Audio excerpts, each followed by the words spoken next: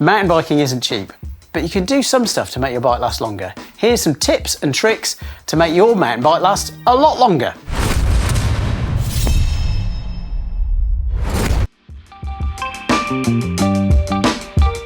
Is to make sure that you're riding the right mountain bike.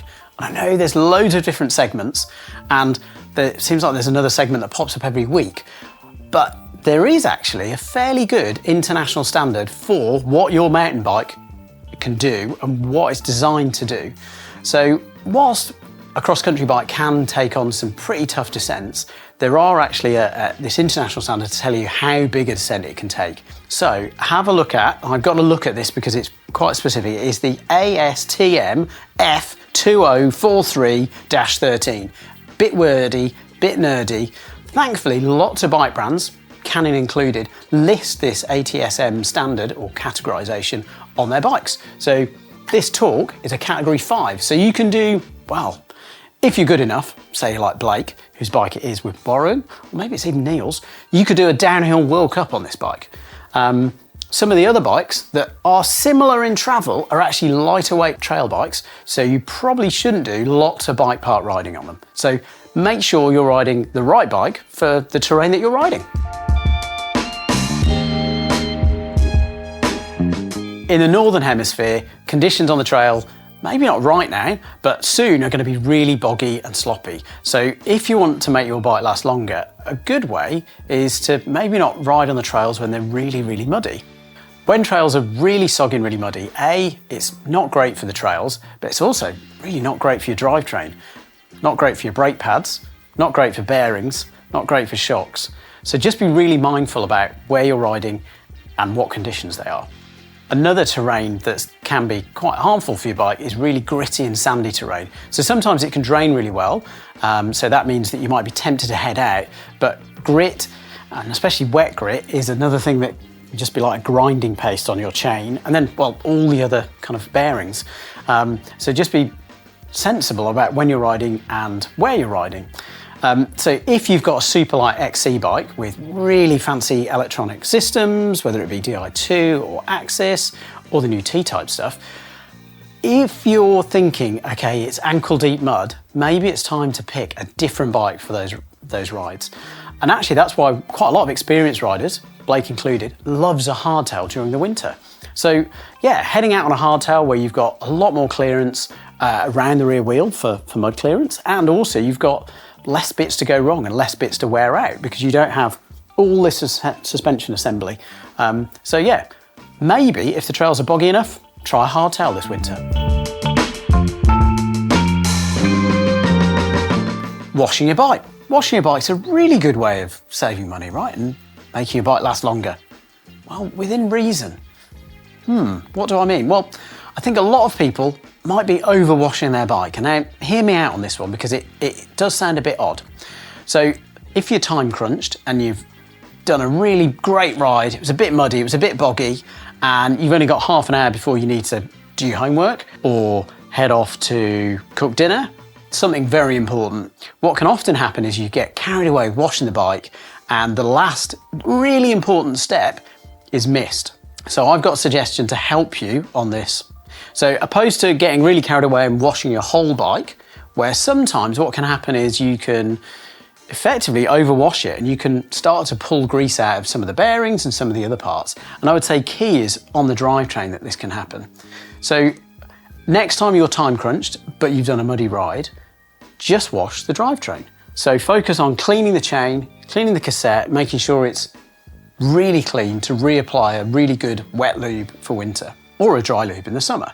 Because if you've got a dirty down tube, well, actually, it's okay. Like the dirty down tube is, okay, it might look a bit naff and your friends might make fun of you, but it's not going to affect the performance of your bike at all. Whereas not having the right oil on your chain is going to affect the performance. And also a dirty chain is going to slowly eat your cassette, well, I say slowly, quite quickly, and eat your chain rings and get really expensive really quickly. So a really good hack of saving your bike and making it last longer is to underwash your bike. Okay, I'm contradicting myself, which is probably not a great thing trying to be an expert. However, I've said don't wash your bike too much, but don't forego a full clean of your bike. So when I say a full clean, I also mean a re-grease too. So do a full clean, make sure everything's sparkling, and then do re-grease stuff, whether that be bottom bracket bearings, if you can get access to them, definitely suspension bearings, definitely headset bearings, definitely hub bearings. So make sure that you do a seasonal or monthly really deep clean to make sure that all the bearings have got the right sealant. The other thing that you can pick up on is small stuff, or it's small at the moment, that might grow into really expensive stuff. So we'll go into more detail on some of those, but a full clean can actually be amazing for your bike.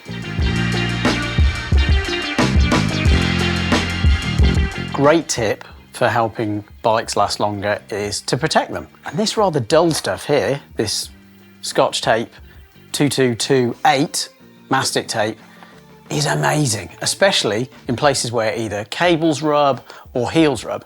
And so on the chainstays, look out for, just like here and here, we've got some little rub spots. So after you've washed your bike, give it a really good deep clean, have a look for all the rub points, and hopefully they're only just starting to rub and you've only got very minor scratches. So sticking some of this on, or other tapes are available. You can get some kind of like clear Gorilla tape, Invisiframe. There's lots of tapes out there that can do the sort of like protecting of surfaces. And they are really, really good because they do help all those little scratches, which affect the look of your bike, but to a degree they also affect the performance because, I mean, in the workshop, unfortunately, we've seen some less careful owners and less careful presenters where there's big rub spots, more on the roadie side, where they've rubbed through layers and layers of carbon, so it makes the back end of the bike more fragile. So yeah, protect your bike, wrap it up safe. Related to cleaning is Drivetrain, and it's a really good way of making your bike last longer. And it might sound a little bit odd, but buying a new chain, and I know I've talked about saving money, and I've talked about making your whole bike last longer, and I'm saying, oh, just replace the chain. But replacing the chain will mean that you probably don't have to buy a new cassette, and you probably won't have to buy a new chainring. And being a super experienced mechanic, you know, I can just look and feel, and I'll be able to know exactly how a chain is worn. No.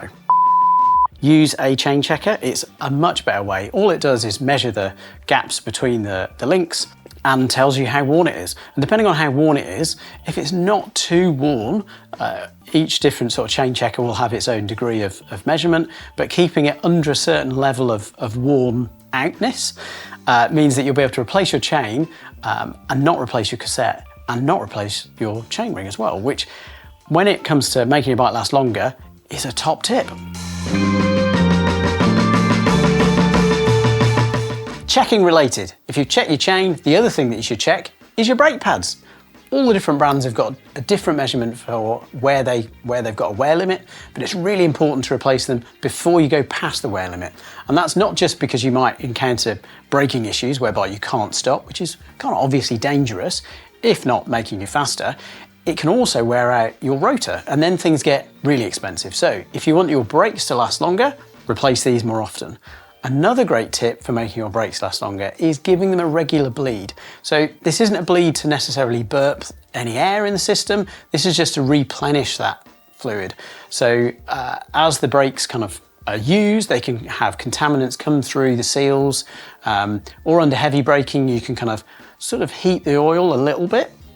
So giving your brakes a regular bleed will refresh all the fluid inside and keep your brakes working longer and better. Tyre pressure and setting the right pressure is a great way to make your bike last longer. Not only you can save tyres getting damaged, but you can also save rims. It can be quite tricky to set tyre pressures with different carcasses, different widths, and lots of different options. We've got some great videos out there to make sure that you set the right pressure.